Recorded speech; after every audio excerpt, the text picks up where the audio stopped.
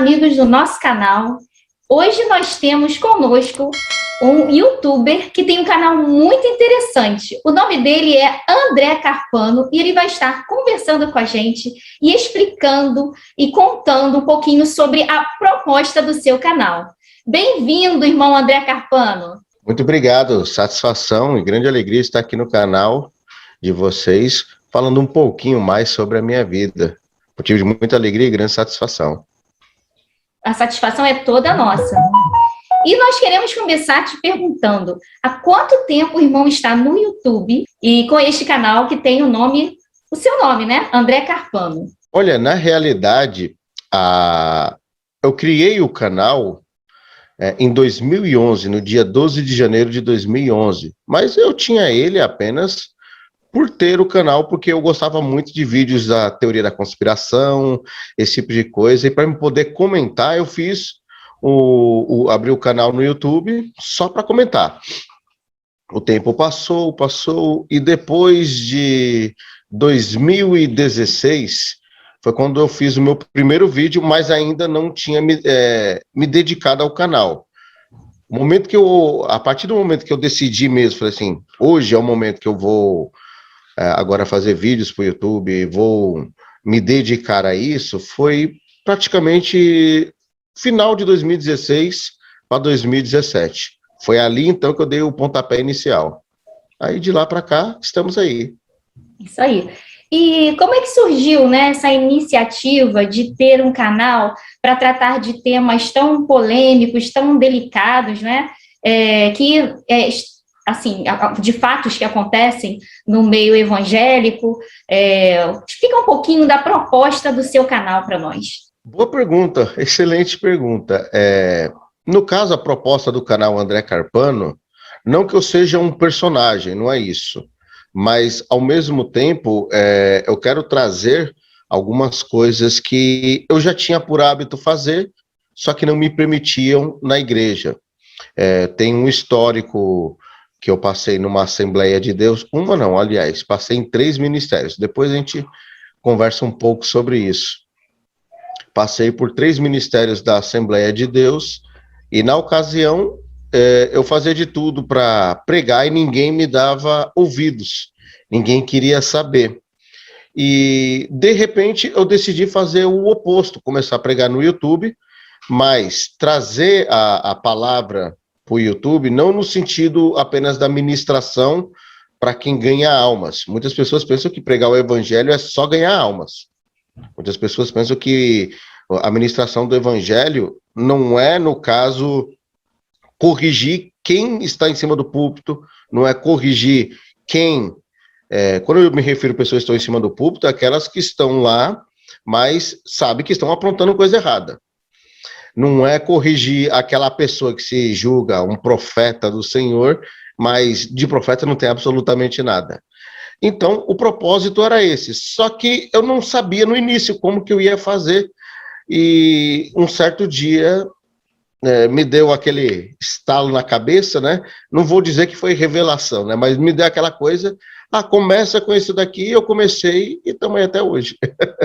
E você como define seu trabalho? Você lo define que é um trabalho como uma missão para alertar ao povo de Deus? Esse trabalho que você não podia fazer na igreja, você lo está desarrollando em seu canal? Excelente pergunta. Eu sempre gostei muito de ler a Bíblia. Hoje, devido eu ler muito outras coisas, eu confesso que não leio Bíblia como li antigamente. E uma vez me deparando com a passagem que fala a vocação dos discípulos, né, o chamado dos discípulos, que depois viraram apóstolos, eu li a passagem que fala sobre Jesus chamar Pedro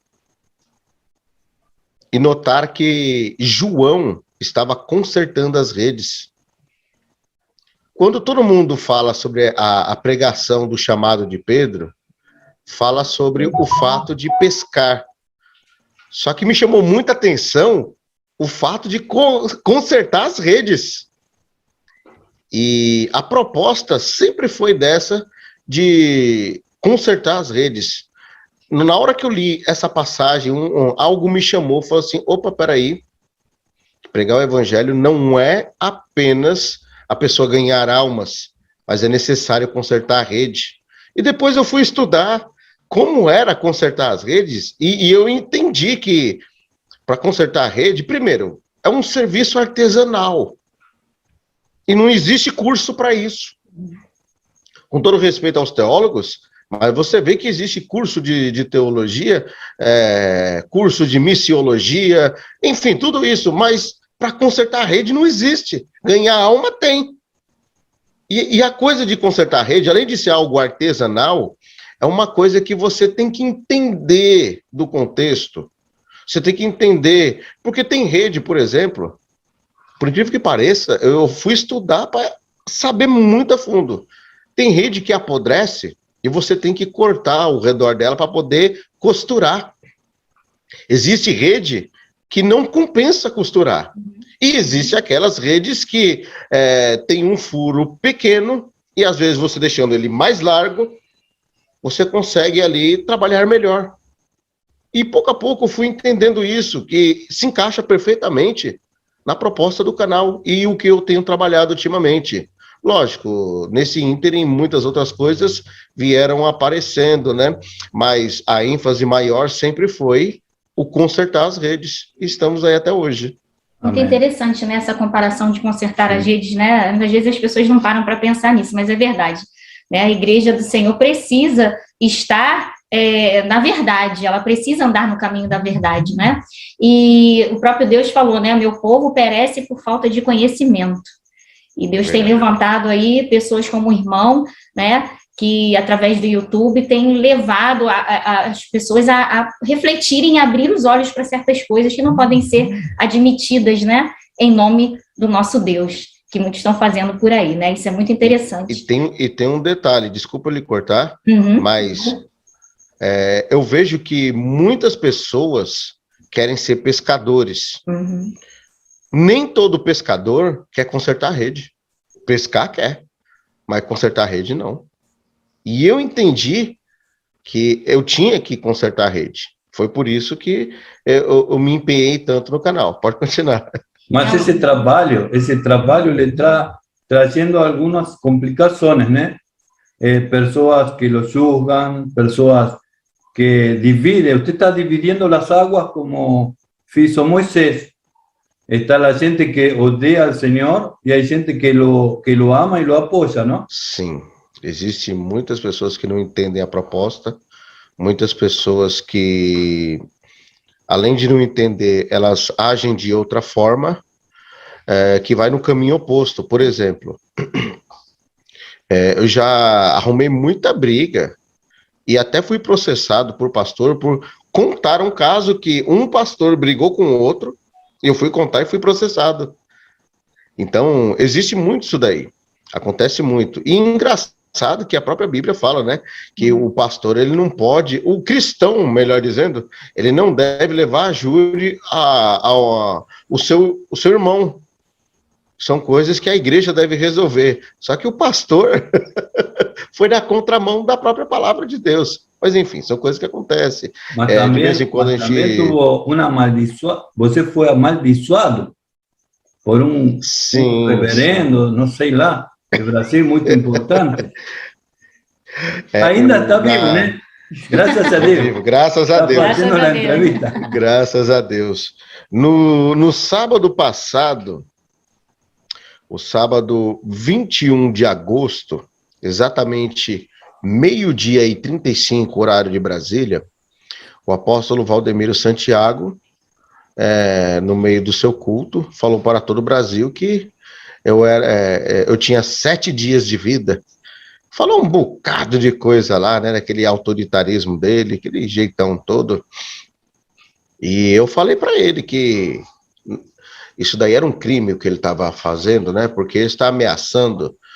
E algumas pessoas até me recomendaram processar, fazer boletim de ocorrência, enfim.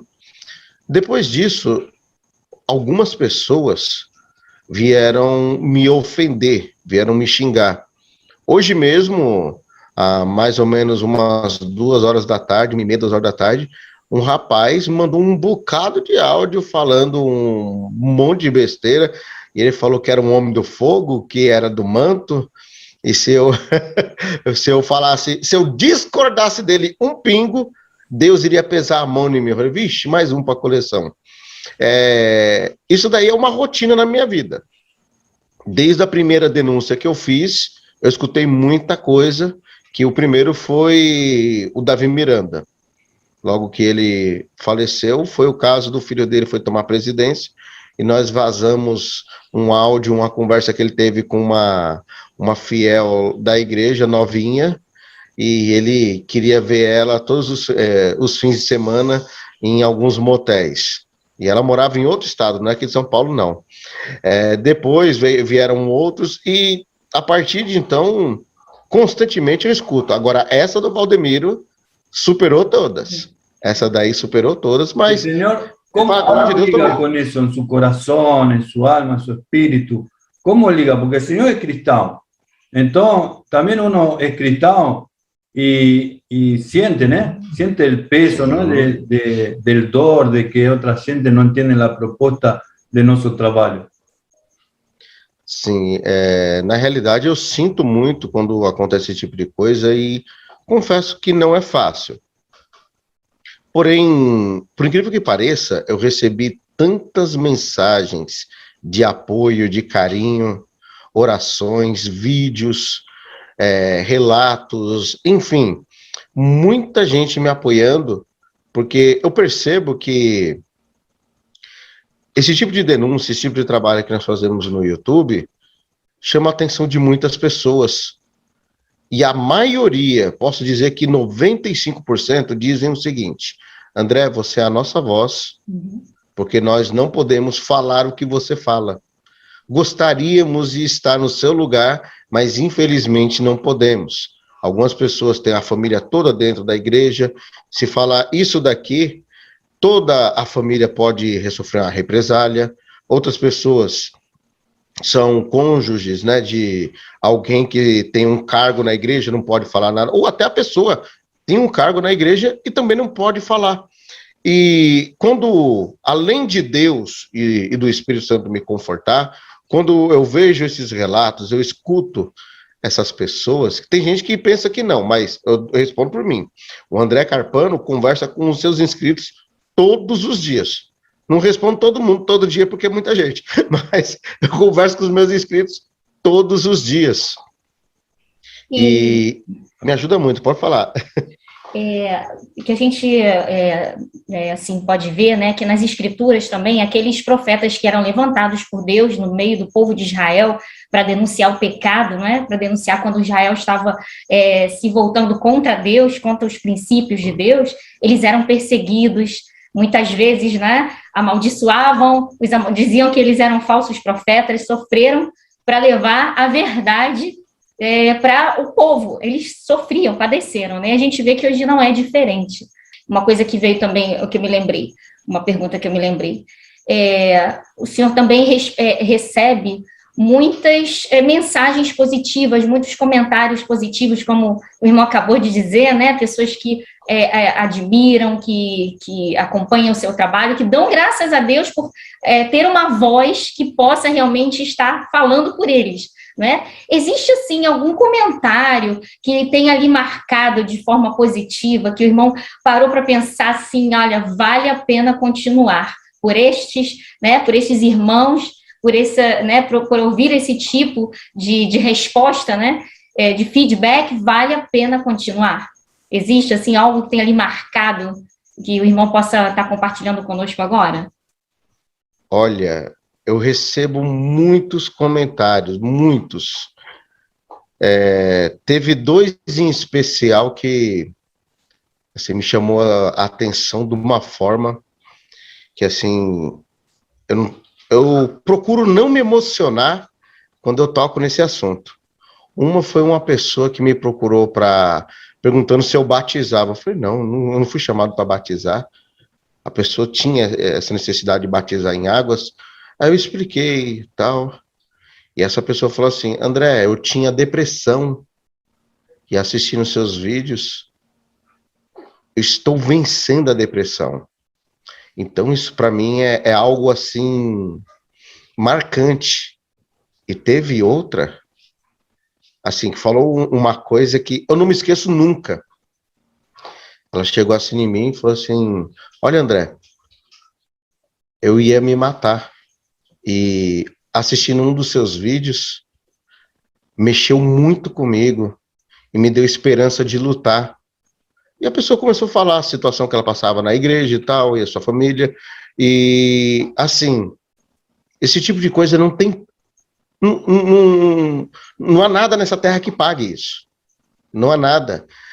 Eu até entendo que existem pessoas que estão na plataforma, e posso dizer que quase todo o criador de conteúdo esteja também para ter um retorno financeiro. Mas o fato de você ouvir isso, olha, eu venci a depressão, eu tinha depressão, estou lutando, eu me alegro quando vejo você fazendo as suas palhaçadas no vídeo, contando algo sério de um jeito que ninguém esperava.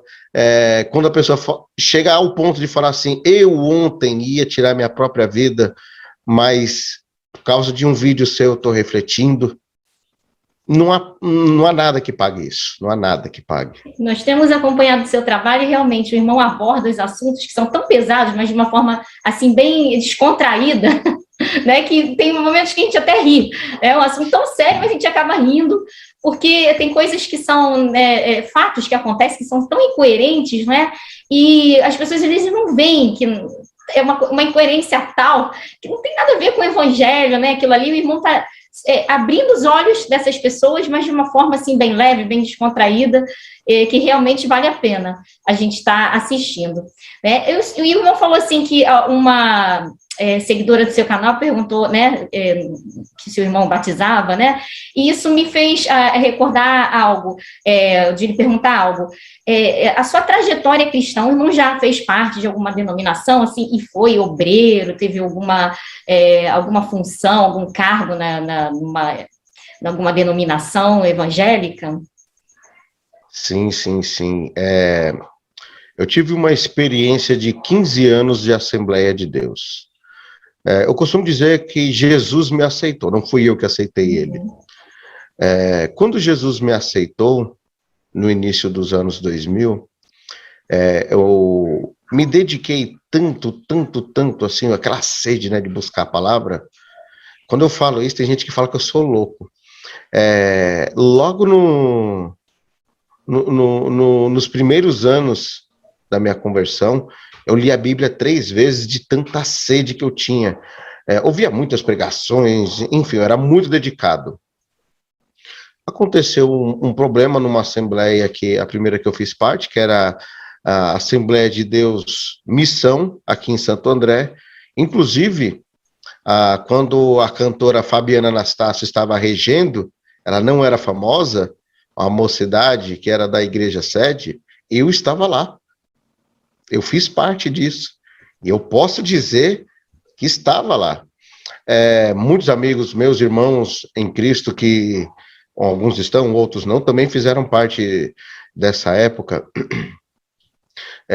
Depois aconteceu um problema, um diácono que se tornou presbítero e em seguida pastor, deu um rodo em vários obreiros, foi um rolo lascado na igreja, e eu não gosto muito dessas coisas, falei, sobre a coisa, eu vou sair disso aqui. Fui para uma outra assembleia, fiquei lá de 2005 mais ou menos, 2004, 2005, até 2008, lá eu fui professor de escola bíblica dominical. Eu fui também, primeiro porteiro, depois professor de escola bíblica dominical, e mais aprendi do que ensinei nesse período. E a experiência que eu tive ali foi, assim, fora do comum. Era uma Assembleia de Deus do campo de Untinga, aqui em Santo André, Ministério Madureira, do pastor presidente, o José Domingos Bittencourt. E eu saí dessa igreja por um seguinte. Acho que vocês se recordam da história do voo da TAM que caiu. Uhum. Naquela história, um pastor ficou famoso porque ele profetizou antes. Só que o que quase ninguém sabe, morreram 7 pastores no voo da TAM. 2 assembleianos e 5 batistas. E o meu pastor estava lá, ele se foi, o pastor João Valmir. Entrou um outro pastor no lugar dele, e não era o vice do ministério. Nós tínhamos uma subsede, uma igreja onde, quando eu cheguei, estava começando a reforma, e modéstia à parte, ajudei junto com os irmãos a trabalhar lá, desde alvenaria, serviço de ajudante pedreiro, até muita coisa de pintura, o acabamento. Não que eu pintava, mas eu estava ajudando, montando andaime, essas coisas, ajudei em muita coisa. E por fim, chegou um cara que nunca bateu um prego lá. Na época eu trabalhava numa multinacional, eu trabalhava à noite, estava 3 meses sem tomar Santa Ceia. O cara chegou e falou assim: a partir de hoje, você está expulso. Falei: o quê? Você está expulso. Está 3 meses sem dar o dízimo, sem tomar Santa Ceia. Mas na frente de todo mundo, no culto. E eu levantei, dei tchau para todo mundo e fui embora. Fiquei um tempo visitando algumas igrejas, até eu chegar à ocasião que eu fiquei na Assembleia de Deus do Parque São Rafael. Fiquei um tempo lá. Aí tinha um pastor que... Uma dessas outras igrejas, enquanto eu estava procurando, que na minha mente eu tinha que ficar numa Assembleia de Deus. Teve um pastor que teve um problema numa igreja, e problema de adultério, né? E depois ele chegou nessa outra igreja que eu já estava ficando, e o pastor, inclusive, me deixava até dirigir no culto, de vez em quando. Não era... lá nem professor de escola bíblica dominical, não era. Nada. Mas um irmão já me conhecia, me colocou para dirigir culto, e esse pastor que já tinha um passado tenebroso, foi para lá, e eu fiquei meio assim. E confesso que nesse período, foi um período muito difícil da minha vida. Foi quando, nessa época, fiquei pai solteiro. Aí passei um bom tempo sendo pai solteiro, então foi uma época que eu ia para a igreja, mas eu estava muito desgostoso, não queria compromisso assim, com nada de cargo, da aula, escola bíblica dominical, nada do tipo. Muitas pessoas me julgavam na ocasião, e foi um período também que eu tive que começar a trabalhar, porque dar aula na igreja não é remunerado. E comecei a trabalhar e fiquei um bom tempo sem congregar. Saí do serviço, voltei a congregar, e por incrível que pareça, esse pastor que tinha aprontado coisa, uma vez ele me deu uma oportunidade e falou um monte de coisa da minha vida. Mas falou um monte de coisa. E quando ele deu essa oportunidade, falou um monte de coisa da minha vida, ele pegou e, após isso daí, ele me abraçou no púlpito e falou assim: o irmão André está em pecado assim, assado.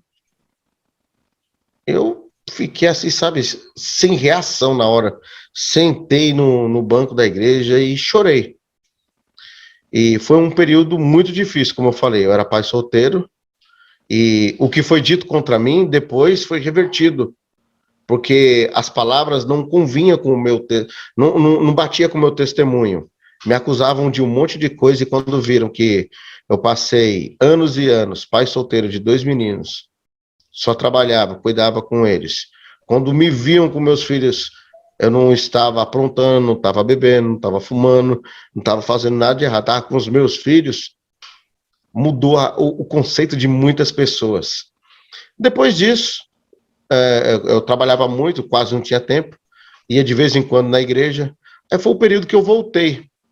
Nesse período que eu voltei, esse mesmo pastor falou um monte de coisa de mim, não sei se a ficha dele caiu, não sei o que aconteceu. Ele falou assim: André, ele nunca me pediu desculpa, nunca.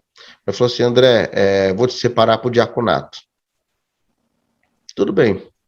Aí me separou para o diaconato, fiquei mais um tempo.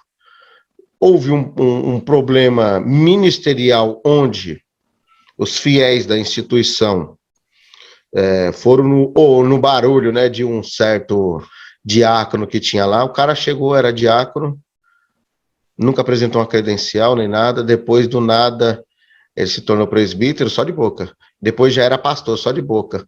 Eu falei para esse pastor, esse cara vai te trair. Ela falou, não, você tá doido. O cara pegou tudo que era da igreja e abriu uma na esquina. Levou todo mundo.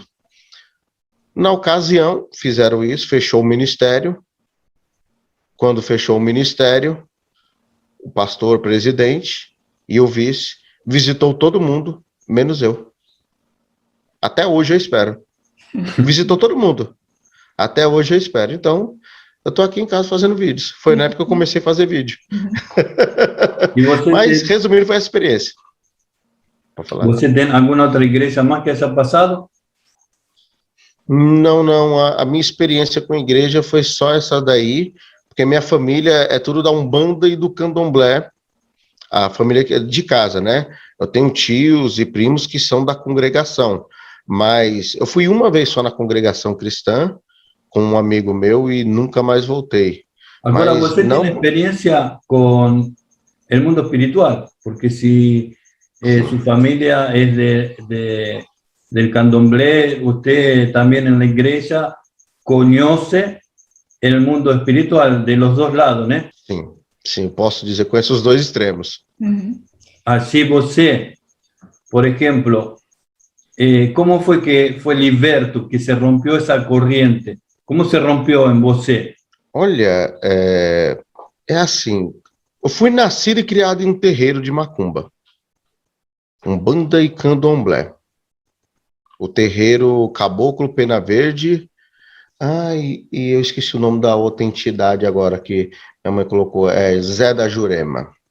Essa era a identidade que isso, o nome da tenda, servia, né? O nome do tenda, Caboclo Pena Verde e Baiano Zé da Jurema. E minha mãe é espírita da Umbanda e Candomblé até hoje, minha mãe ainda é. Nesse local onde eu fui criado, quando criança, era só eu e minha mãe que vivíamos nesse lugar. Minha mãe tinha separado do meu pai, e ela morava numa casa e meu pai em outra. Depois passou algum tempo, foi na ocasião que eu perdi meu pai. Meus irmãos moravam junto com a minha mãe, e meus irmãos era tudo do crime, tudo narco. Se é que vocês entendem, né? Eles eram tudo do crime. E desses meus irmãos, a mais velha não está mais entre nós, ela morreu. Morreu no parto do seu 6º filho. E quando eu perdi meu pai e depois a minha irmã, foi uma época assim um pouco difícil. Eu nunca gostei, eu tenho muito respeito com quem é da Umbanda, do Candomblé, tenho amigos maravilhosos, pessoas que eu conheço que se a pessoa fala assim, ele é da Umbanda, você não acredita. Você fala, caramba, essa pessoa é da Umbanda, do Candomblé, que a postura você fala, esse daí é um crente. Sério, não bebe, não fuma, não tem vício, não faz... Você olha e você fala, meu Deus do céu. E tem uns também que são atrapalhados, né? Mas, enfim. E tudo isso, eu nunca gostei. Nunca. Eu sentia que ali não era o meu lugar, desde criança. Vi muita coisa, por exemplo, quando eu tinha... eu acho que eu tinha uns 7 anos por aí. Não me recordo agora. Eu tinha uns 6, 7 anos. Tinha um lugar aqui que nós íamos, que faz parte de Santo André, só que é bem longe, que é Paranapiacaba. E tem uma cachoeira, um lugar bonito, mas bonito.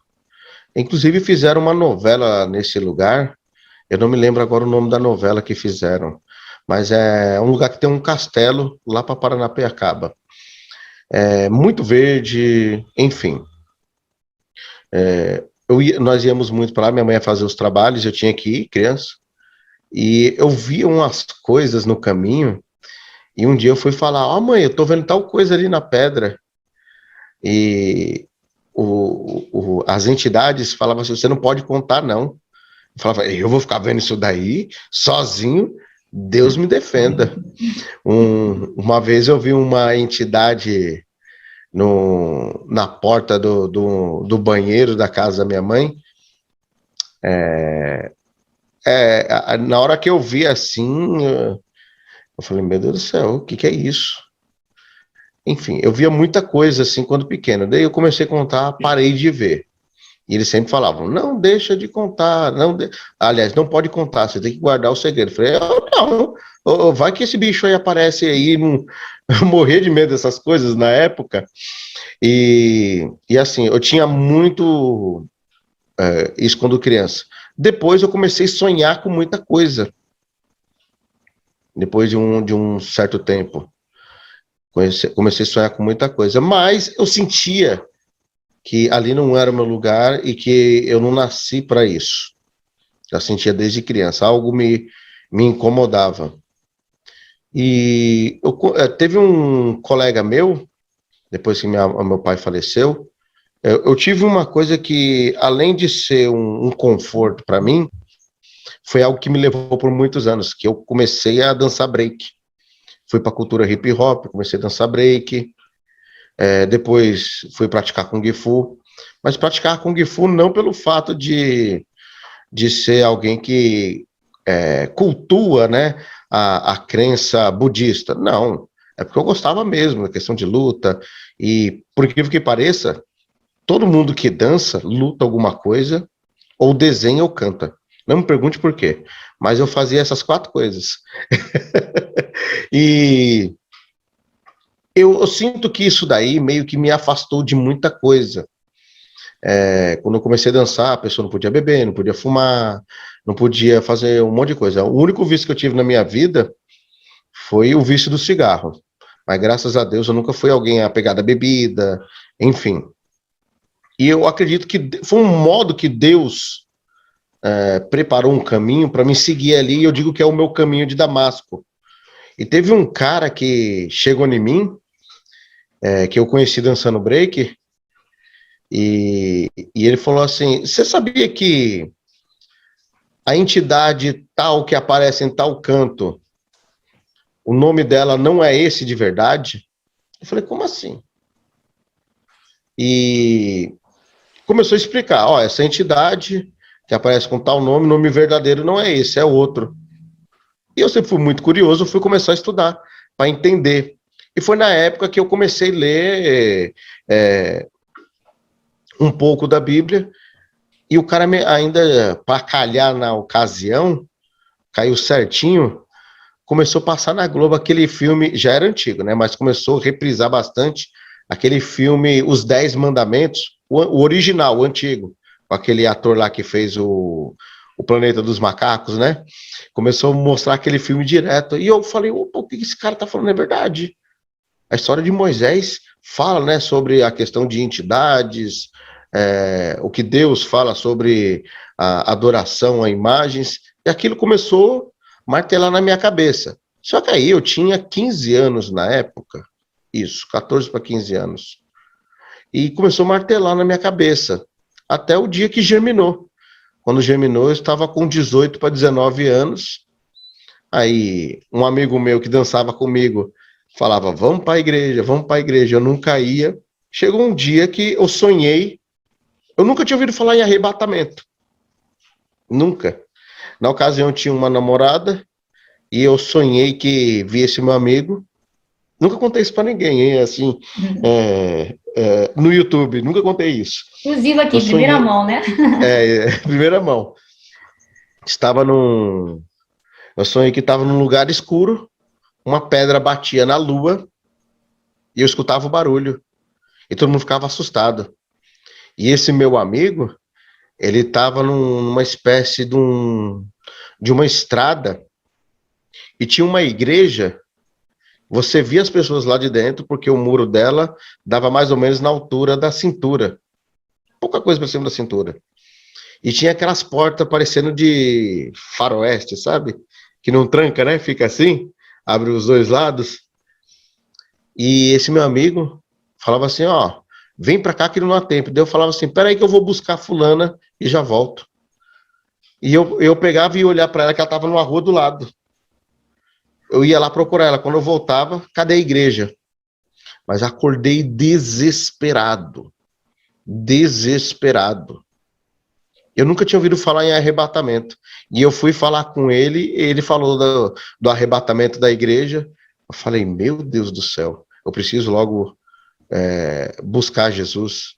Aí foi no dia 18 de dezembro de 2000, às 20 horas e 30 minutos, que Jesus me aceitou. Glória a Deus. Que bom, Que lindo. que bênção, né? O irmão falou que no momento o irmão não está ligado a nenhuma instituição, né, evangélica, nenhuma igreja. E como o irmão definiria a palavra igreja? Nossa, isso é uma pergunta importante, ao mesmo tempo que a resposta é simples, é algo complexo. Toda a minha vida, até eu conhecer realmente a Cristo, eu acreditava que a igreja era um templo de pedra. Com todo respeito a quem vai em templos, eu sei que tem pessoas que necessitam ir por templo, não conseguem ficar sem, e tem pessoas que conseguem ficar sem cultuar por um certo tempo, pessoas que não têm tanta dificuldade. E a minha visão antigamente era essa, que a igreja é um templo. Depois eu fui descobrir que isso daí é um CNPJ. Com todo respeito a quem tem CNPJ, e eu até aprovo isso, porque tem leis para defender. Por exemplo, uma pessoa não pode invadir um templo e falar um monte de besteira, não pode atrapalhar um culto. Eu entendo que existam leis para isso, e eu concordo. Mas a igreja é pura e simplesmente que o coletivo de cristãos. Verdade. Não existe outra definição melhor. Verdade. El Señor, ¿cómo ve la situación de la iglesia do Brasil? Indeterminadamente la denominación. Nossa, aí está uma excelente pergunta, hein? Bom, as igrejas antigamente, eu digo que até algumas uns 15 anos atrás, outras até uns 6, 7 anos, eram diferentes do que nós estamos vendo agora. Quando nós íamos num templo religioso para louvar a Deus, nós víamos que não tinha a necessidade de certas coisas que tem hoje. Por exemplo, se você fosse apenas louvar a Deus, você não tivesse uma moeda no seu bolso, você era bem aceito. Você podia louvar a Deus e muito dificilmente você ouvia alguém falar assim: tá acontecendo isso porque você não dá o dízimo, não dá oferta, você tem que ser próspero, você tem que ser rico, multimilionário. Você não ouvia esse tipo de coisa. E nessa ocasião, até uns 8 anos atrás, eu me lembro que quando nós íamos em algum congresso, em algum lugar, o tema dos congressos era o quê? A volta de Cristo. Prepara-te, ó Israel, para encontrar com o vosso Deus. O tema das mensagens eram cristocêntricas. Eu posso dizer que 99,9% das mensagens falavam: Jesus está voltando e ele ainda é o mesmo. Jesus ainda cura, liberta. E, infelizmente, começou a mudar. Paulatinamente foi mudando e chegou a um ponto que a maioria, não vou dizer todas porque eu não conheço todas, mas a maioria das instituições religiosas hoje em dia, o que elas fazem? Colocam que se você não tem pelo menos um dízimo de R$500, você está em pecado. Você é uma pessoa que não é abençoada. Se você passa por algum problema na sua vida e você não é patrão, você é uma pessoa maldita. Porque você nasceu para ser o mais do que vencedor. Eu sei que a Bíblia diz isso, mas é num outro contexto. Hoje o que está sendo ministrado não é Cristo, mas é o homem. A palavra hoje não é mais cristocêntrica, ela é voltada ao antropocentrismo. É somente o homem. É o homem que vai vencer, o homem que vai lutar. A teologia da prosperidade, eu posso dizer que é um câncer na igreja do século XXI. Infelizmente, é uma triste realidade. E eu lamento muito por isso. E quando não, o problema não é só a teologia da prosperidade. O problema é que agora o cristão, ele não é mais cristão, ele é gospel. Aí piorou a coisa. Com todo respeito ao sentido da palavra, que eu entendo qual é o sentido da palavra gospel, mas foi banalizado. Porque gospel hoje é o quê? Nós vemos aí uma cantora, lógico que eu não vou citar o nome dela aqui, cantava música religiosa, mudou para música secular. Eu respeito a opinião dela, ela quer fazer, tudo bem. Eu respeito, independente de quem concorda, quem discorda, eu respeito. Agora, o problema é quando a pessoa fala assim, você tem tanta coisa para você reclamar, você vem reclamar disso? Pelo amor de Deus. Nós estamos vivendo um momento em que o mundo não está diferente da igreja. E nós fomos chamados para ser o sal da terra, a luz do mundo, não para ser igual ao mundo. Eu me lembro que o mais velho, quando pregava, me dizia assim, fugir da aparência. Não é nem do mal, é da aparência. E hoje em dia, nós vemos, por exemplo, tem pastor aí, que a gente vê hoje em dia, que a mulher está toda... nada contra quem se ajeita para o seu marido, não tem problema algum. Eu acho que é a intimidade do casal. Mas tem mulher aí que está tão ajeitada, está mais do que uma árvore de Natal. Teve uma pastora outro dia que estava profetizando para um casal, enquanto estava falando para a mulher, o marido estava de olho fechado. Quando foi profetizar para ele, o homem ficou até vesgo, então não estava olhando para a mulher. Você olhava assim, você via, dava para ver até o que a mulher comeu. Desculpa aqui a expressão. Dá para ver até o que a mulher comeu. Então imagina a roupa que a mulher estava. É o evangelho. Quando eu digo evangelho, vocês entendem, né? Não é, eu estou falando o evangelho de Cristo, né? Mas é o evangelho atual dos homens de agora. Nós vimos casos aí, por exemplo, Flor de Lis, uma mulher envolvida no maior escândalo religioso de todos os tempos. Uma mulher que daria aula para Jezabel e Eva junto. A Jezabel e a Eva junto, se vissem Flor de Lis, se elas fossem vivas, iria falar assim, mulher, tu superou da gente. Quase que eu me benzo na hora que eu vi você. Eu acho que elas falariam isso. E olha, e ainda tem gente que acredita numa coisa dessa. Nós estamos vivendo em tempo que tem pastor aí, pessoa religiosa, que nem nós vemos aí, o cara lá que se diz, ele não se intitulava pastor, mas se intitulava religioso, inclusive tirava até foto com alguns religiosos, que é o doutor Jairinho. Pelo amor de Deus! Isso é ser cristão? Não, não é, não foi e nunca será. Aí muitas pessoas, hoje em dia, reclamam, por que que Jesus deixou o coronavírus chegar no Brasil? Oxe! Olha só a situação que está. Olha só a situação. Veio para desmascarar. O apóstolo lá, que falou que meu CPF ia ser cancelado, ele vendendo feijão mágico. Segundo o entendimento do Ministério Público, se ele achar ruim, ele vá falar com o Ministério Público. Ele é acusado de charlatanismo. Silas Malafaia, todo bravão, falando que não era para fechar a igreja, fecharam a igreja dele. Ele foi, brigou, fez um monte de coisa, mas teve que baixar a cabeça. Muitas dessas pessoas aí falavam, quem não vai para a igreja é desviado. Negócio de desigrejado, inclusive eu vi um determinado pastor aí, ele falando assim, porque vocês são... Embora eu, com todo respeito, eu não gosto desse nome desigrejado.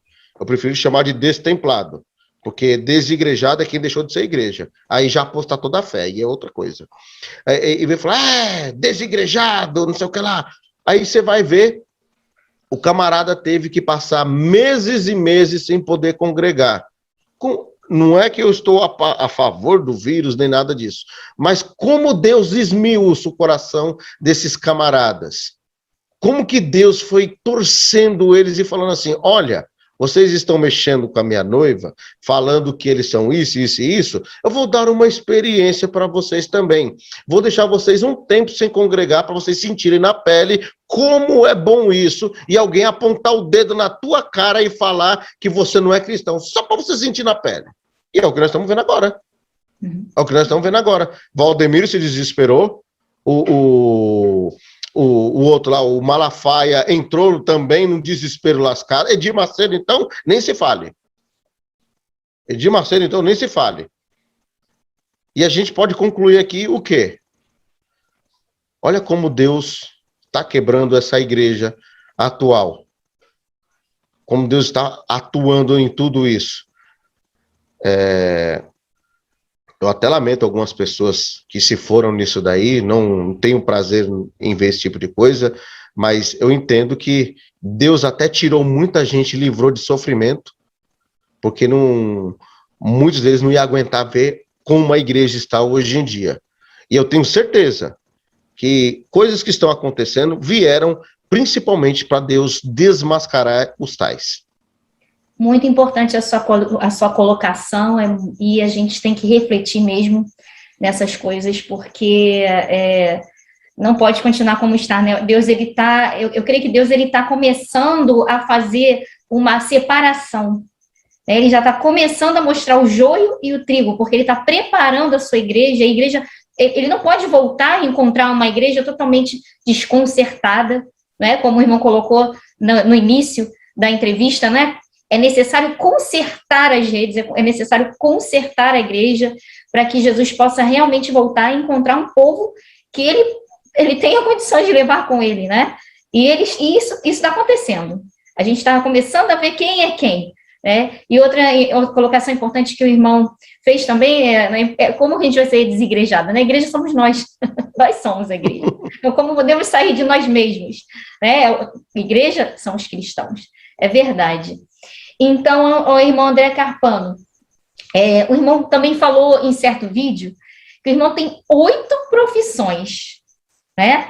Quais são essas 8 profissões? Conta pra gente, que a gente está curioso para saber. 8 profissões, vamos lá. A minha primeira profissão foi professor de dança.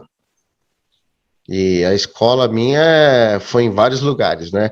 Academia, quando eu dançava break, dei aula na FEBEM do Tatuapé. Inclusive, tem alunos meus que até hoje pedem para mim voltar a dançar. Legal. E olha, eu parei em 2003. Caramba. 2002, parei de dançar. E muita gente pede até hoje. Um dia encontrei uns amigos meus de infância e eles estavam fazendo gravando um clipe de rap. Me chamaram, a gente vai comer uma pizza aqui no final do clipe, você não quer vir aqui? Falei, vou. Aí chegando lá, o povo fala, e aí, não dança mais não? Quando você vai voltar e tal? Eu falei, meu Deus do céu, não. A gente tá na casa 200, não é mais a mesma coisa, né? A coluna não aguenta a gente mais não, né? Se eu me dobrar do jeito que eu dobrava antes, o espinhaço não aguenta mais. Enfim, primeira profissão foi professor de dança. A primeira que eu tive. A minha segunda profissão que eu tive eu fui auxiliar de cozinha, trabalhei 3 anos e meio e cozinheiro. Me orgulho muito de ter trabalhado nisso, embora não é a área que eu amo trabalhar. Eu amo cozinhar, mas é uma vez ou outra. Mas fazer todo dia não é fácil, não. E aprecio quem consegue fazer isso todo dia com paixão. Fui padeiro. Primeiro registrado que eu tive foi ajudante padeiro e depois padeiro. Então já estamos 3, né? Depois eu fui impressor. Entrei como ajudante, depois cheguei a impressor, trabalhei no ramo gráfico, fiquei nessa área por mais ou menos uns 4 para 5 anos. Depois eu fui eu trabalhei também na área de instalação de TV a cabo, internet, telefonia, fui até da ouvidoria da NET, fiquei, então já são 5, né? Fiquei um bom tempo nessa área, fui técnico de raio-x e não estou na área até hoje por conta da Dilma, né? Que foi, eu me formei, entrei na área na época dela e ela quebrou todas as empresas e acabei saindo. Na realidade, eu tenho mais de 8 profissões, porque depois disso eu me formei também em radioproteção, porque é o RIA, e posso trabalhar como RORG também. O RIA é o responsável por instalação aberta, que ele faz a aferição até onde chega a radiação, falando na linguagem mais chula, até onde vai a radiação, que é o RIA. E o RORG é o cara que opera a máquina que vai tirar raio-x, por exemplo, raio-x de uma peça de um veículo, raio-x de um cano de uma espingarda, de um cano de ferro de algum veículo ou de uma máquina. Trabalhei nisso daí. Também tive uma experiência também na área metalúrgica, mas isso daí foi pouco tempo, foi 1 ano e meio só. Então, se for contar tudo, dá até mais de 8. Dá até mais. Já fiz quase tudo nessa vida. Caramba, múltiplos talentos, né? Uma pessoa polivalente. E André Carpano por André Carpano. Como o irmão se define? Eu vejo hoje em dia muitas pessoas dizendo algumas coisas, por exemplo, eu sou apóstolo, eu sou isso, eu sou aquilo. E eu acabo me definindo como Paulo se definia. Quando ele começou a escrever suas cartas, ele dizia, eu, o apóstolo Paulo. E quando ele já era um pouco mais experiente, escrevendo para um dos seus filhos na fé, 1 Timóteo 1,15, ele disse, esta é uma palavra digna e fiel de toda aceitação. Cristo Jesus veio salvar todos os pecadores, da qual eu sou o principal. Então, eu me defino como o principal dos pecadores. Alguém que depende muito, mas muito mesmo de Deus. Sem Jesus não sou nada. E eu estou aqui por causa dele. Foi ele que me manteve até aqui. Amém. Glória a Deus. E como o irmão faz as investigações del trabalho de você? Tem ajudantes? Tem pessoas que trabalham com o Senhor? Boa pergunta. Boa pergunta. Existem algumas pessoas que trabalham comigo. Por exemplo, eu tenho a Regina, que é a locutora do meu 3º canal de notícia. Ela que faz o trabalho da locução. Abraço, Regina. Tem o meu filho que trabalha comigo, que ele faz as edições dos vídeos do 3º canal e alguns do canal principal do 2º. Tinha uma moça com os filhos dela que trabalhavam para mim, mas como o filho foi para o exército, não deu para ele trabalhar mais, foi alistado, né? Convocado, quer dizer, foi se alistar e foi convocado para o exército, e ele não vai poder, pelo menos por enquanto, trabalhar comigo, a não ser depois que ele voltar, né? Prestar o serviço dele.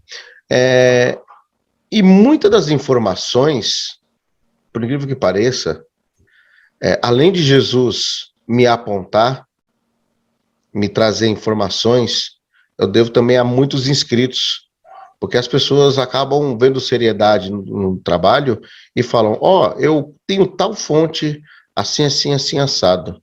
A gente vai, checa, analisa todos os pontos e coloca.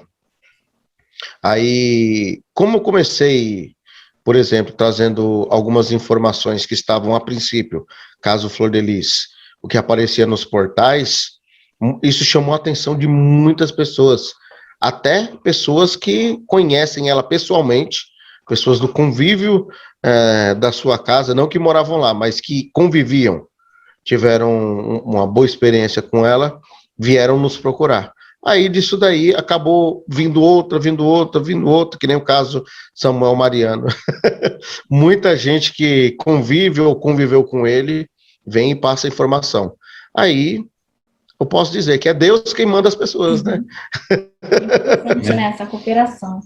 E que mensagem o irmão deixaria para os amigos do nosso canal, os nossos queridos irmãos remanescentes, que gostariam de ouvir algo de sua parte? Qual a mensagem que o irmão deixa para eles hoje, aqui nessa, né, finalizando essa entrevista tão simpática que o irmão tem nos dado, tão esclarecedora também, que fez com que as pessoas possam conhecer mais um pouquinho, né, tanto do irmão André Carpano, youtuber, como pessoa, né, uma pessoa simples, um irmão simples, né, e também cristão, né, cristão verdadeiro, cristão que procura zelar aí pelo evangelho. Deixa uma mensagem aí para os nossos queridos. Bom, a primeira coisa que eu tenho que dizer é que sem Jesus, você e eu não somos absolutamente nada. Ele tem que ser o foco principal das nossas vidas. Sem Jesus, não há como nós alcançarmos nada em nossa vida. Segundo, independente da situação, de como terceiros lhe tratam, de como esteja a condição social do país, o meio político, independente de qualquer circunstância, Jesus sempre tem que estar à frente de tudo. Mesmo que hoje em dia seja cafona, hoje em dia seja mal interpretado o cristianismo, Jesus ainda continua sendo o mesmo. E terceiro, o melhor amigo em momentos improváveis e impróprios continua sendo Jesus. Amém. Independente da sua situação, se você está com saúde, sem saúde, na beira do abismo ou na bonança, em qualquer situação, Jesus é o seu melhor amigo e sem ele você não pode fazer nada, assim como eu também não sou nada sem ele. Obrigado. Amém. Nós é que agradecemos, né? Uma simpatia. Muito obrigada pelo seu tempo, muito obrigada pela exposição de suas ideias, que foi muito bem feita aqui, e eu creio que o pessoal gostou muito de lhe conhecer um pouquinho mais, né? E os nossos irmãos aqui do nosso canal, visitem o canal do irmão André Carpano, vale a pena, né? E, mais uma vez, foi uma honra tê-lo conosco, tá? Muito obrigada, irmão André Carpano, que Deus continue abençoando o seu ministério. Podríamos terminar com uma oração, por favor, poderia orar? Amém, vamos sim. Deixa eu até tirar o meu fone aqui, que dá uma apertada nas orelhas. Senhor, meu Deus e Pai, nesse momento, eu lhe agradeço em nome do Senhor Jesus, por mais essa rica oportunidade que o Senhor nos concede. Agradeço, Senhor, pelo canal que o Senhor tem aberto aqui no YouTube, além do canal André Carpano, para poder trazer a sua palavra, a sua mensagem. Senhor Deus, em nome de Jesus, a cada inscrito, a cada visitante, a cada um que fizer parte desta família, abençoe a todos em nome do Senhor Jesus. Abençoe também o pastor Marcelo e a sua esposa, em nome do Senhor Jesus. Amém. Amém. Muito obrigado. Nos despedimos de todos nossos oyentes, nossos amigos, nossos irmãos. Que Deus abençoe André Carpano, seu trabalho. Amém. Que é muito sério e muito importante para o povo de Deus. E deixe-se usar por Deus. Compartilhe este video para que muita gente conheça a este grande homem de Deus. Deus abençoe a todos vocês. Deus abençoe. Até o próximo vídeo.